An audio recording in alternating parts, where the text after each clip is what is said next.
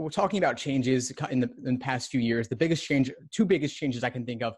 One is the GRE, and one is the LSAT going digital. And so I'll start with the admissions side with the GRE. What's your take on that whole thing?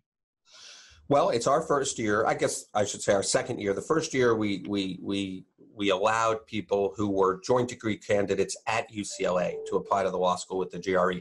This past cycle, the one we're in right now still, was the first year that we fully opened it up. And it's been interesting to me. It's still a little early to say how many people we'll have in the first year class who will actually matriculate with a GRE score, but I think it will be relatively small. Certainly no more than 5% and probably less than that. So my take on it is, for somebody who wants to apply to law school and has already taken the GRE because they're in a joint degree program, or for any other reason, sure, give it a shot. But I still think for the majority of applicants in this country and to UCLA, the law school admissions test is obviously the way to go. And thanks for sharing the numbers on that. What's that? I was just saying thanks for sharing the numbers on that. I think the 5% or below, around that ballpark, I think is a good way to at least get a handle on what the scope of this is like. Because obviously it gets a lot of headlines, but the reality, of course, is that it's still a very small percentage. Yes, absolutely. Now, what does your average GRE applicant look like whom you might consider for admission?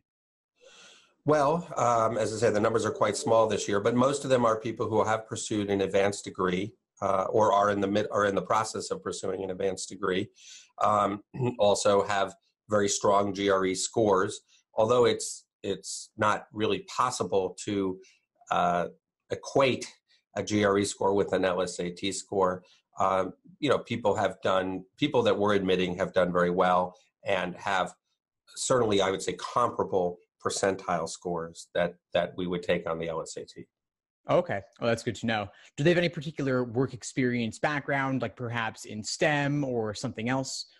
I don't think I could generalize. I think it's been, and I'd have to go back and take a look, but I think the one thought that comes to mind is that most of them were pursuing some sort of, that are perhaps generally an older applicant, been out of school a little bit longer, maybe already have an advanced degree or are pursuing an advanced degree. I don't know about the STEM so much. We get a good number of STEM students. Right now, I'd say about 15% of our incoming class has a STEM background, and the vast majority of them took the LSAT.